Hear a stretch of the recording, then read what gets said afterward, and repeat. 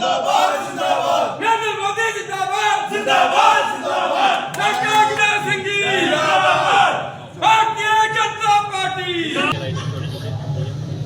ओम त्वं रुद्रवक्त्रमस्त्वमिन्द्रस्त्वं नर्मदा कावेरी सरयू महेन्द्रतनया जन्मणावती वेदिका क्षिप्रास्मरि पुण्डरीकाक्षं यास्मरि पुण्डरीकाक्षं स्वयंतरः शुचि ओम पुण्डरीकाक्षः पुनातु ओम केशवाय नमः।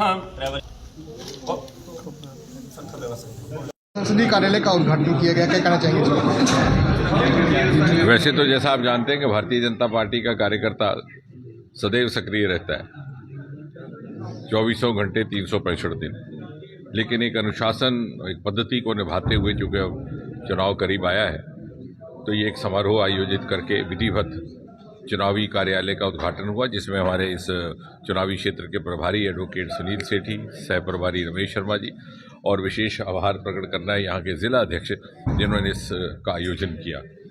मुझे लगता है कि आने वाले समय में हमने लोगों के बीच में ये लेकर के जाना है ये संकल्प कि जिस प्रकार पिछले 10 वर्षों में मोदी जी ने निराशावाद से निकाल करके इस देश को न केवल आशावाद की राह पर आगे बढ़ाने का कार्य किया, बल्कि 10 सालों के भीतर आज हिंदुस्तान दुनिया के प्रथम श्रेणी के देशों में आकर के खड़ा हो गया। मोदी जी दुनिया के सबसे कदावर और लोकप्रिय नेता स्वीकार किए गए और 2014 से पहले हम मात्र 10वें दर्जे की इकॉनमी थे, 10th लार्जेस्ट इकॉनमी। 9, 8, 10 साल के भीतर हम 5वें दर्जे पर आ गए। इंग्लिस्तान जिसने 200 साल हम पर हुकूमत की थी उससे आगे बढ़ कर गए और कुछ ही महीने में 4थे दर्जे में, और मोदी जी के तीसरे कार्यकाल में, मोदी जी की तीसरी टर्म में हम दुनिया की तीसरी लार्जेस्ट इकॉनमी होंगे, 3rd लार्जेस्ट इकॉनमी इन मोदीज 3rd टर्म। ये आह्वान लेकर के हम लोगों के बीच में जाएंगे। स्टार्टअप में हम 350-400 हुआ करते थे, आज 1.25 लाख हो गए। जम्मू कश्मीर जैसा प्रदेश जहाँ पर स्टार्टअप की कोई कल्पना न थी, कोई तसव्वुर न था, आज वो एग्रीटेक स्टार्टअप की दुनिया में बहुत उसकी मिसाल दुनिया भर में दी जाती है। उसी का लेकर के भद्रवाह की झांकी आज 26 जनवरी में दिखाई गई एग्री स्टार्टअप्स को लेकर के।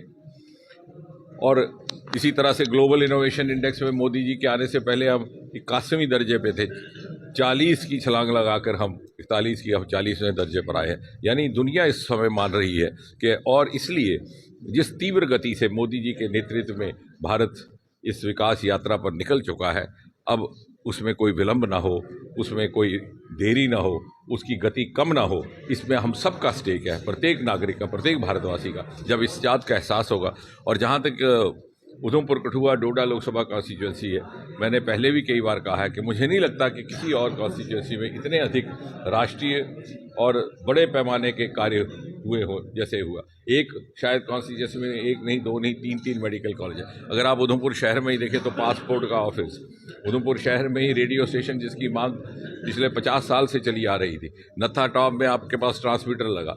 नेशनल प्रोजेक्ट देखें तो देविका का 200 करोड़ रुपए का रिजुविनेशन प्रोजेक्ट नमामि गंगा के बाद, वहाँ एक्सप्रेस कॉरिडोर।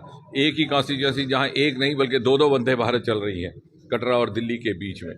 नेशनल प्रोजेक्ट्स को देखें तो शाहपुर कंडी का प्रोजेक्ट, वहाँ दूसरी तरफ किश्तवाड़ देखें तो उत्तर भारत का सबसे बड़ा पावर हाउस, लगभग 8000 मेगावाट। और सारे प्रोजेक्ट्स इन्हीं 9-10 सालों में संभव हो पाए क्योंकि मोदी जी की सरपरस्ती हमें हासिल थी। चाहे खीरू का प्रोजेक्ट है, खीरू का प्रोजेक्ट, पक्कल-डुल 1000 मेगावाट, बल्कि पिछली सरकारें तो रोक चली थी। रटले का प्रोजेक्ट रुका हुआ था 850, वो भी इसी सरकार। भेदभाव जाता रहा, एक समान, बल्कि हमने वो कार्य भी संपन्न किए जो पूरी सरकारें अधूरी छोड़ गई थी। उदाहरण के तौर पर इसी कॉन्स्टिट्यूंसी मानतलाई कांग्रेस की सरकार छोड़ गई थी, उसको खंडरात में तब्दील करके उसको रिवाइव किया गया। मुझे लग रहा है कि जब लोगों को ये बात का एहसास होगा तो वो स्वयं भारी, मोदी जी हमारे प्रधानमंत्री आगे भी बने रहें, इसमें किसी को शंका नहीं, लेकिन हमारा उनको तीसरी टर्म में प्रधानमंत्री बनाने में कितना योगदान रहेगा, ये हमारा अपना इम्तहान है, हमारी अपनी परख है, और हमारा ही इसमें स्वार्थ है कि हम उन्हें फिर से